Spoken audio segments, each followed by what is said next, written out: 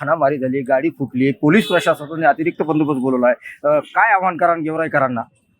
आज मतदानाचा दिवस आहे आणि दोन गटामध्ये किरकोळ वादातून थोडी मारामारी झाल्याचे निदर्शनास येत आहे. परंतु पोलीस प्रशासन सज्ज आहे. पोलिसांनी दोन्ही जमाव पांगवलेले आहेत. आपण निर्भयपणे आपले मतदानाचा हक्क बजवावा आणि लोकशाही मजबूत करावी.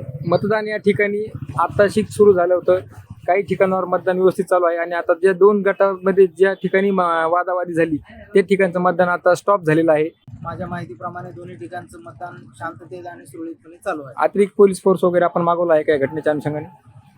जिल्हा मुख्यालयातून काही कुमक आम्ही नक्कीच मागवलेली आहे. ते महत्त्वाच्या ठिकाणी आम्ही तो बंदोबस्त लावणार आहोत आणि आम्हाला पूर्ण खात्री आहे की शांततेत मतदान पूर्ण होईल. सर्वत्र निवडणूक नगर परिषदच्या सकाळपासून मतदानाला सुरुवात झाली होती. मात्र दोन गटामध्ये मतदान केंद्रावर बाचाबाची झाली. त्याचं रूपांतर हाणामारीत झालं. गेवराईमध्ये दोन ठिकाणी हाणामारी झाली. त्यामध्ये एक गाडीची तोडफोड झालेली आणि दोन कार्यकर्ते हे गंभीर जखमी झालेले.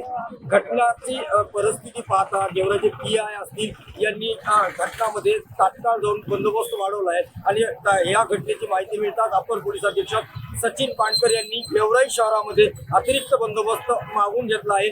घटना सध्या नियंत्रण जरी असली तरी मतदान हे सध्या सुरळीत चालू आहे आणि मतदान भयभीत होऊ नये, मतदान निर्भय करावं असं आवाहन पोलीस अपर अधीक्षक सचिन पाणकर यांनी आपल्याशी बोलताना केलंय. कॅमेरामन श्याम जाधवसह मी सोमनाथ मोठे, टॉप न्यूज मराठी, बीड गेवराई.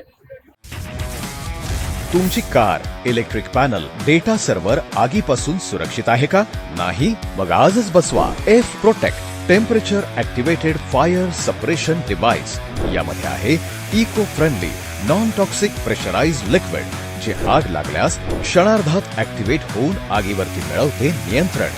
बसवण्यास अतिशय सोपे आणि सुटसुटीत टेकालिपचे एक दर्जेदार उत्पादन एफ प्रोटेक्ट.